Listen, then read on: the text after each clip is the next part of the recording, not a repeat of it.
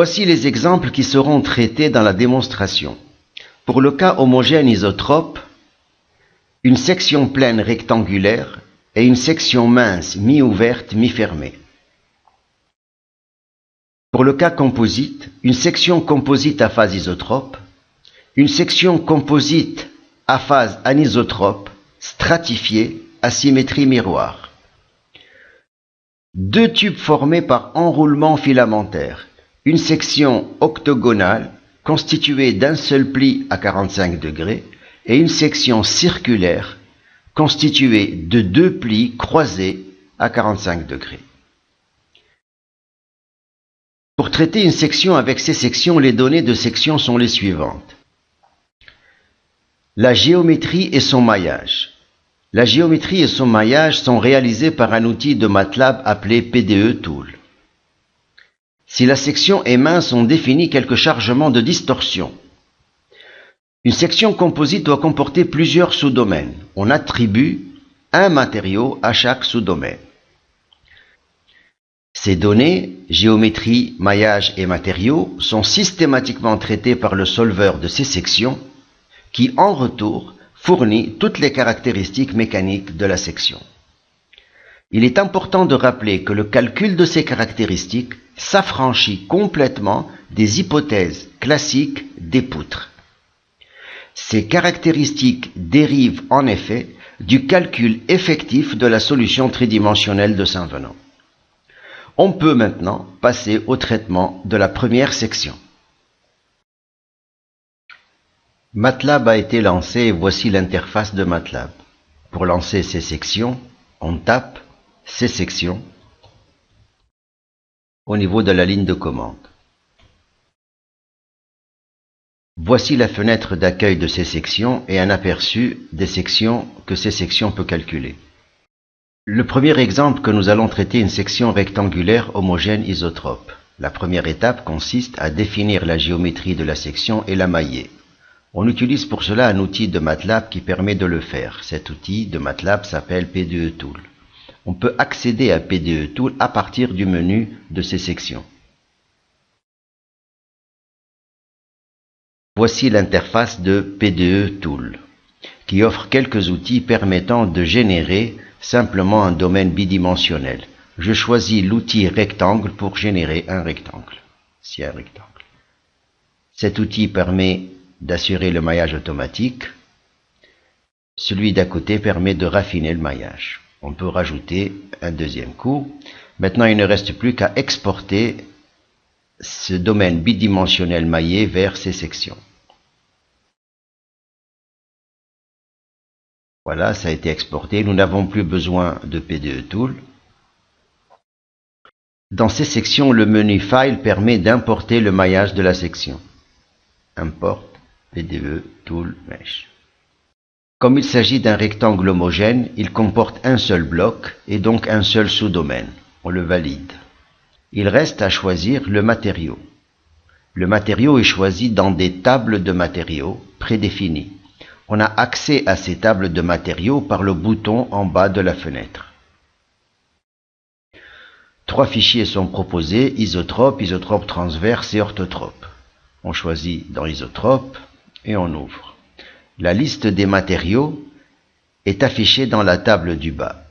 On sélectionne un matériau, par exemple celui-là, puis un autre, puis un troisième, et on peut fermer. On a donc sélectionné trois matériaux qui se retrouvent dans cette table. Ces trois matériaux sont maintenant disponibles par leur nom sous la rubrique matériaux. On choisit acier.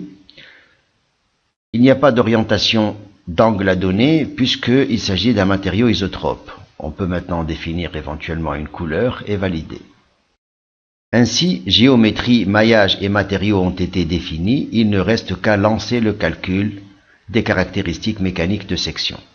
Avant de lancer ce calcul, une sauvegarde est nécessaire.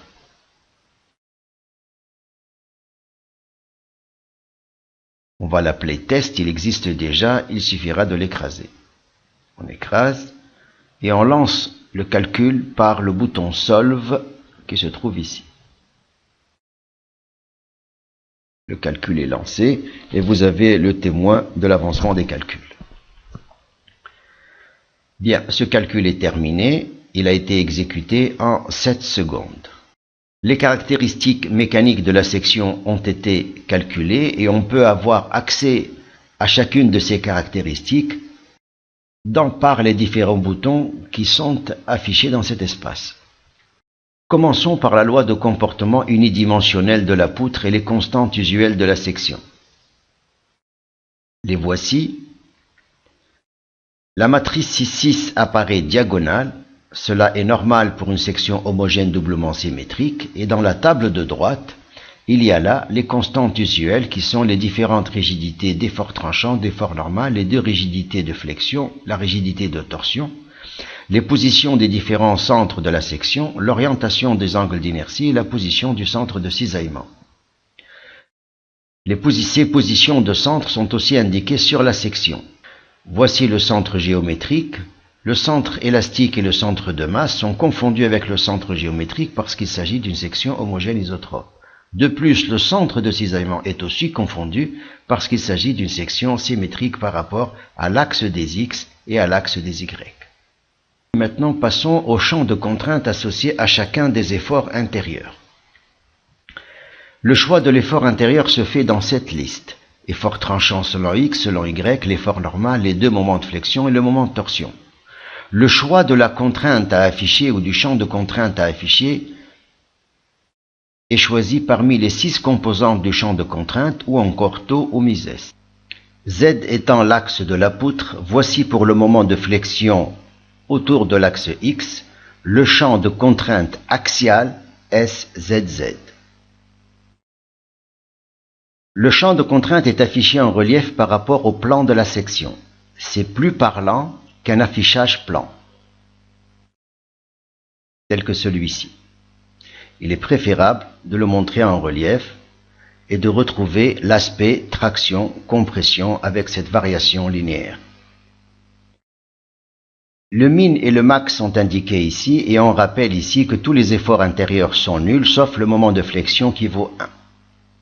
On peut se poser la question, est-ce que ce moment de flexion autour de X conduit à des cisaillements, par exemple SXZ? La réponse est non. On pourrait vérifier que toutes les autres composantes de contrainte sont nulles. En fait, un moment de flexion ne génère ici que des contraintes axiales SZZ.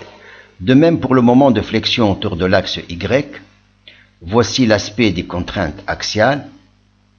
Elles ont le même aspect que tout à l'heure, sauf que c'est dans l'autre sens.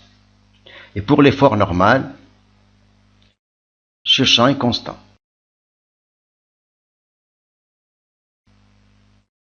Considérons maintenant les champs de contrainte associés au moment de torsion. Je choisis moment de torsion et on va regarder les cisaillements SXZ. Ils sont bien présents. Donc voici l'aspect. SYZ. Donc voici l'aspect. Et généralement, ce que l'on trace, c'est plutôt la contribution des deux qu'on appelle le cisaillement taux, que voici. Alors là, nous retrouvons que le cisaillement est nul au centre de la section et que le maximum est atteint au milieu de la grande arête. On peut se poser la question, est-ce que le moment de torsion conduit à des champs de contrainte axiale? Les contraintes axiales sont ici nulles. En fait, tout autant que les efforts tranchants, le moment de torsion ne conduira qu'à des cisaillements. Voici le cisaillement associé à l'effort tranchant selon Y. Il a cet aspect classique parabolique. Pour ce qui concerne l'effort tranchant selon l'axe X, le cisaillement n'est pas tout à fait une parabole dans l'autre sens. Cela est dû à l'effet Poisson. En fait, nous aurions trouvé une parabole dans ce sens si le coefficient de Poisson était nul. Vous l'aurez compris, pour chacun des efforts intérieurs, il est possible d'afficher le champ de contrainte pour la composante que l'on souhaite. Mieux encore, pour une combinaison quelconque des 6 efforts intérieurs précisés dans cette table, il est possible par combinaison d'afficher le champ de contrainte que l'on souhaite. Il reste maintenant à examiner les déformabilités de la section à l'aide de ces 2 boutons, effet Poisson, gauchissement. Celui-là, pour les distorsions, concernera le cas des sections minces. Regardons par exemple pour un effort normal, l'effet Poisson associé. Il s'agit d'une rétraction. C'est normal. Pour le moment de flexion, voici l'effet Poisson. À cause de traction et compression, les effets poissons sont inverses et ça donne cette forme un peu trapézoïdale. Pour l'autre moment de flexion, voici l'effet poisson. Y a-t-il un effet poisson pour l'effort tranchant selon X? La réponse est non.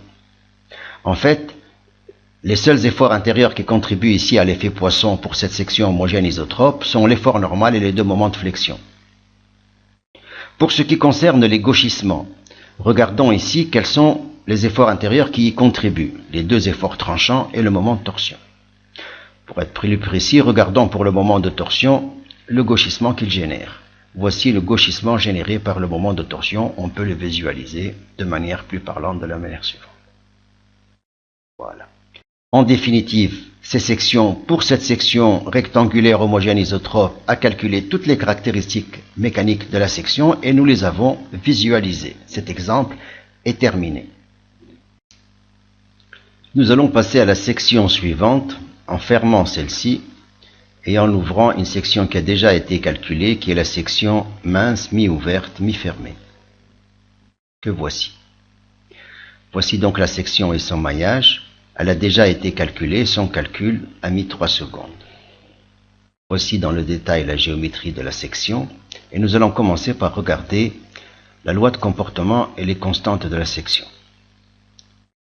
Regardons tout d'abord les centres de section et la position du centre de cisaillement et des axes d'inertie. On remarquera que le centre de cisaillement n'est pas confondu avec le centre d'inertie et qu'il se trouve bien sur l'axe de la symétrie. Regardons maintenant la loi de comportement. Elle n'est pas diagonale et elle offre un couplage entre l'effort tranchant selon Y et le moment de torsion. Cela est normal si un effort tranchant selon Y, il est couplé au moment de torsion étant donné la distance qu'il y a entre le centre de cisaillement et le centre d'inertie.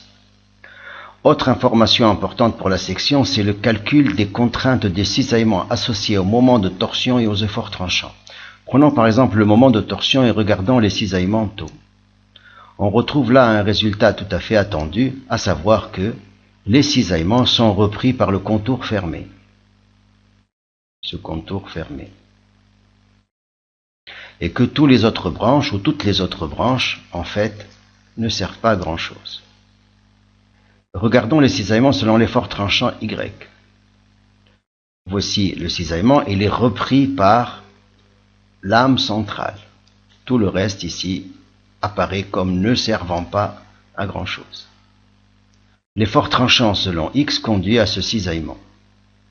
Cette fois-ci, ce sont les semelles supérieures et la branche centrale qui prennent en charge le cisaillement, avec des variations qui nous rappellent ce que nous avons l'habitude de voir sous l'hypothèse des profils minces. Alors ce qui est intéressant aussi sur la section mince, ouverte, fermée, c'est d'aller voir justement les distorsions. Alors les distorsions, nous allons les voir, mais pour cela, il a été défini un certain nombre de chargements, et chacun de ces chargements génère une distorsion, il y en a 13. Chaque chargement a pour but de fléchir une des branches. Et voici les distorsions obtenues. En dehors des distorsions, bien entendu, nous avions les effets poissons et les gauchissements. On peut regarder par exemple le gauchissement de l'effort tranchant selon X. Le voici et en voici l'aspect. Voilà, ce sera tout pour cet exemple. Ce qui nous a apporté pour une section mince, c'est d'aller chercher la distribution des cisaillements, qui n'est pas quelque chose qui est facile à calculer, et les distorsions qui sont associées à cette section mince. Ce sera tout pour cet exemple. Nous allons maintenant passer aux sections composites. La première section est une section composite à phase isotrope. Elle a déjà été calculée, nous ne ferons qu'analyser les résultats.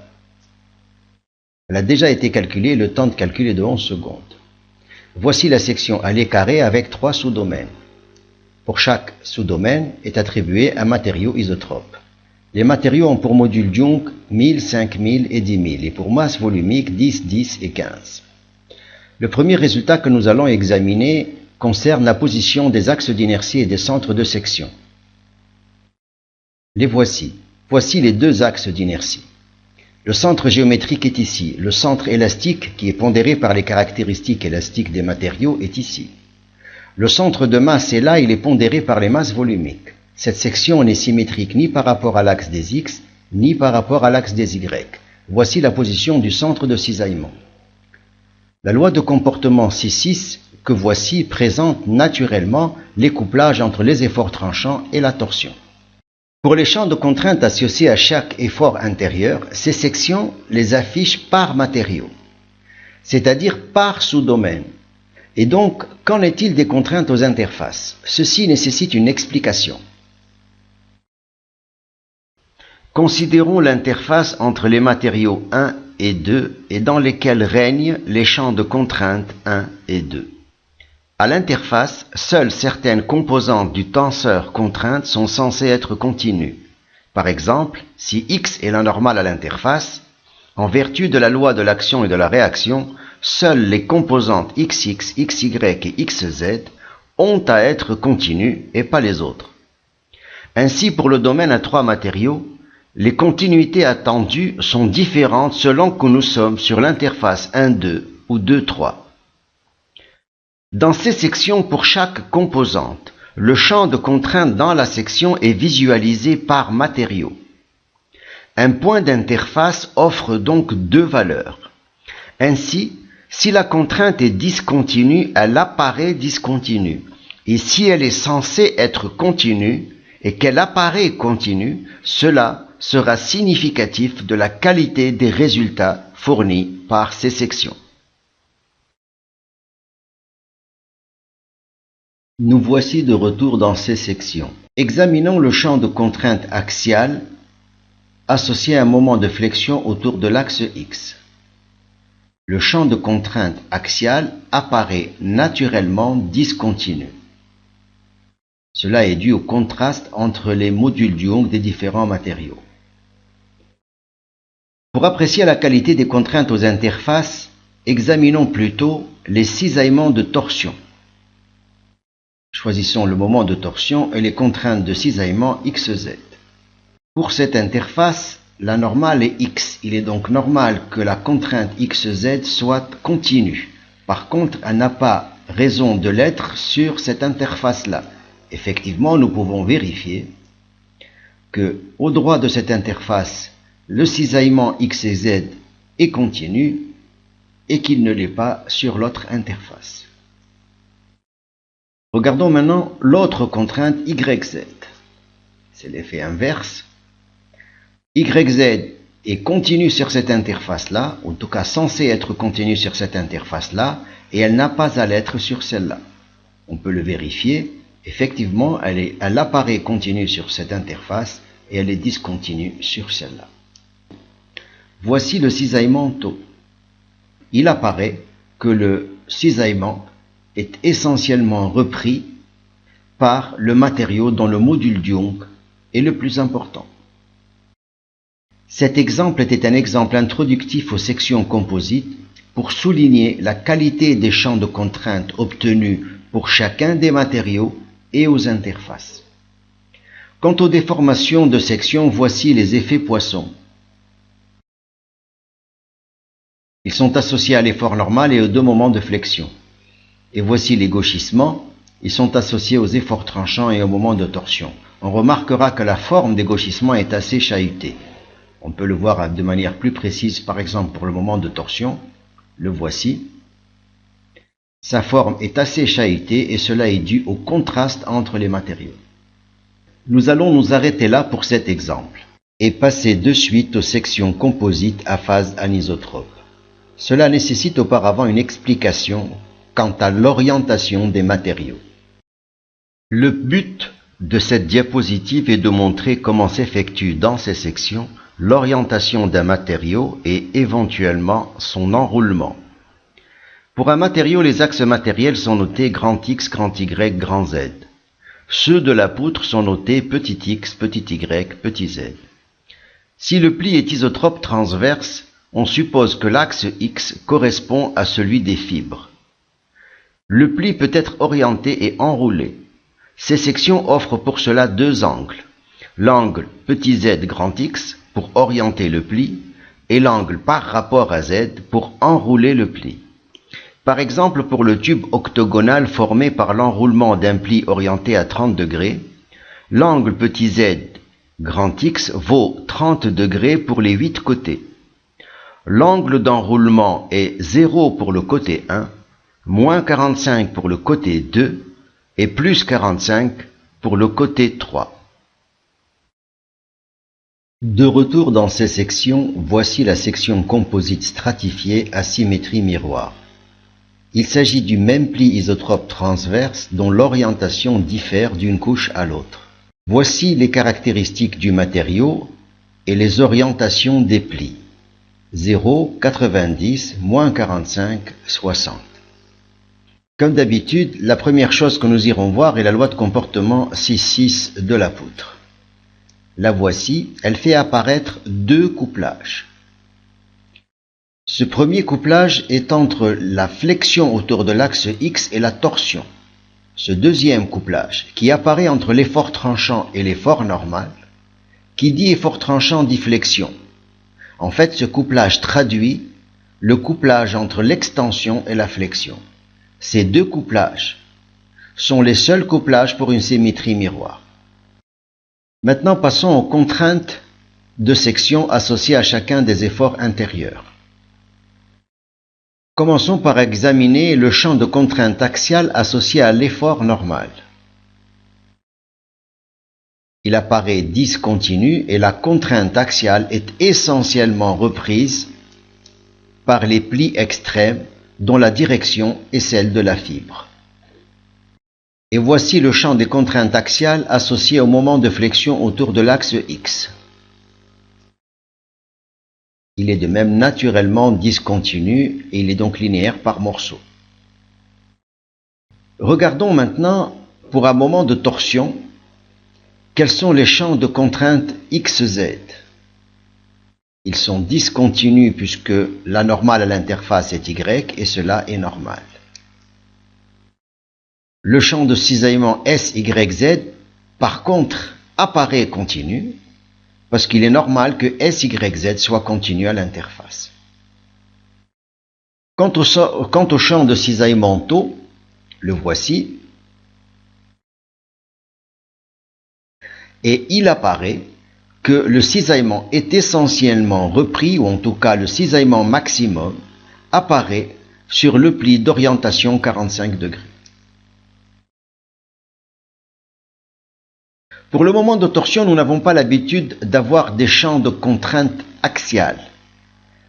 Et pourtant, non seulement ils existent, ils sont naturellement discontinus, mais ils sont en plus du même ordre que les cisaillements. Ce n'est pas tout. Si l'on regarde les contraintes SXX, qui sont dans le plan de la section, elles sont encore du même ordre que les cisaillements et que les contraintes axiales.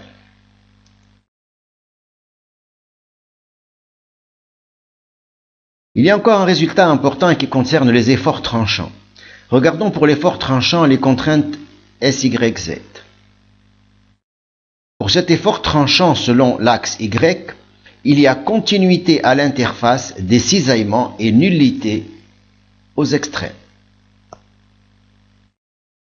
Ce résultat est éloquent quant à la qualité des résultats en contrainte pour les cisaillements. Pour ce même effort tranchant selon Y, regardons la contrainte XZ. Elle est calculable, elle vaut beaucoup moins que l'autre, il n'en demeure pas moins qu'elle est accessible, et sa forme est naturellement impaire par rapport à l'axe des X, cela peut être démontré. Toujours pour l'effort tranchant selon Y, nous n'avons pas l'habitude de voir un champ de contrainte axiale, dont l'ordre de grandeur n'est pas trop loin de celui du cisaillement SYZ qui était de 1,5. Ce qui est important de retenir ici, c'est que tous les efforts intérieurs peuvent contribuer à toutes les composantes des contraintes, même celles qui sont dans le plan de la section, et que ces contraintes qui sont dans le plan de la section, pour certains efforts intérieurs, sont quelquefois du même ordre que celles qui sont d'habitude considérées comme principales. Un autre résultat concerne maintenant les déformabilités de la section. Voici les effets Poisson pour cette section. On constate que tous les efforts intérieurs contribuent aux effets Poisson et que leur forme est assez chahutée.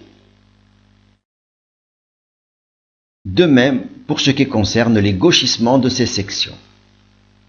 Voilà pour l'essentiel de cet exemple. Voici maintenant la section d'un tube octogonal obtenue par l'enroulement d'un pli à 45 degrés.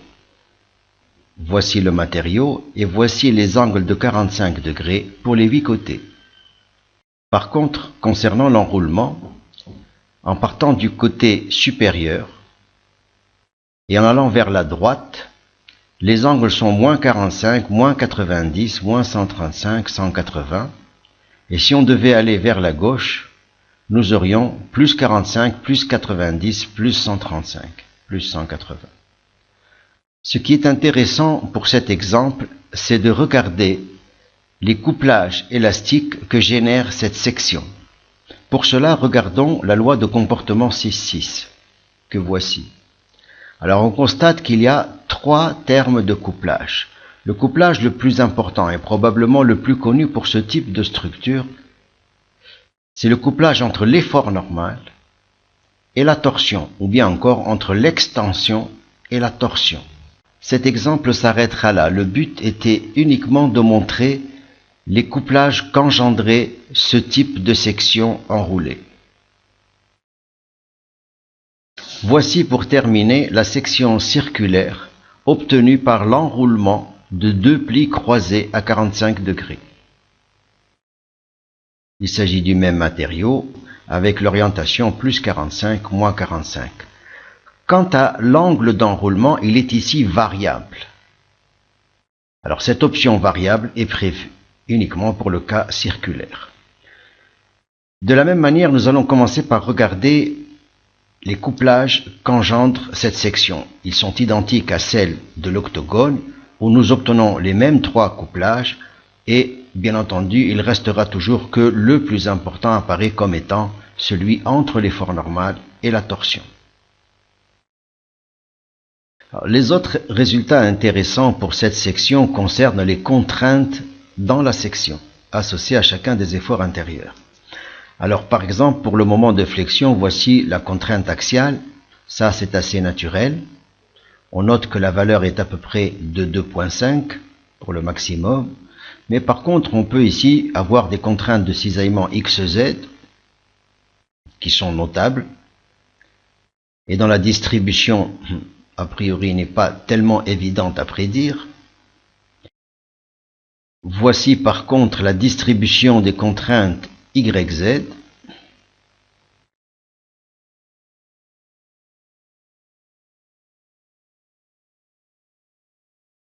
On notera que pour le moment de flexion, SXZ, SYZ et SZZ sont d'un ordre relativement comparable. Alors plus intéressant maintenant, c'est le cas du moment de torsion. Pour le moment de torsion, regardons d'abord le cisaillement taux. Il apparaît de révolution, ça c'est normal, avec une valeur maximale de 1. Regardons les contraintes axiales. Voici leur distribution. On constate qu'un matériau se retrouve en traction et que l'autre se retrouve en compression. Traction, compression, avec des valeurs diamétralement opposées et du même ordre de grandeur que le cisaillement. Autres valeurs intéressantes, ce sont celles qui sont dans le plan de la section, telles que par exemple SXX, qui est de l'ordre toujours de 1. Notez que la distribution n'est pas évidente à prédire. La continuité à l'interface n'est que dans ces 2 points qui sont diamétralement opposés et qu'il y a discontinuité partout ailleurs et cela est normal. On peut aussi aller voir SYY qui est aussi du même ordre avec des distributions un petit peu différentes. Et ce qu'il faut retenir de cet exemple-là, c'est que l'enroulement variable est possible et que les champs de contrainte montrent pour les différents efforts intérieurs que toutes les composantes de contrainte contribuent à l'état de contrainte dans les matériaux. Pour résumer, que faut-il retenir de l'outil C-section? Pour une section homogène ou composite, C-section est un outil qui fournit de manière systématique et économique un ensemble d'informations très détaillées sur la mécanique de la section, à savoir 1. Le comportement global avec tous les couplages que peut exhiber une section composite à phase anisotrope. 2. Les champs tridimensionnels de contraintes associés à chacun des efforts intérieurs, dans chaque matériau ainsi qu'aux interfaces et avec une qualité remarquable. 3. Les principaux modes de déformabilité de la section que sont les gauchissements, les effets poissons et les distorsions pour le cas des sections minces. Pour une section donnée, le temps de calcul de l'ensemble de ces caractéristiques est de quelques secondes sur un PC courant. Facile à utiliser, ces sections n'exigent pas de connaissances détaillées de la théorie de Saint-Venant, ni de techniques mathématiques ou numériques particulières. Son interface graphique est conçue pour une prise en main immédiate par un ingénieur ou un technicien. Ces sections proposent donc à l'ingénieur une réelle aide à la conception et à l'optimisation des sections, formes et matériaux.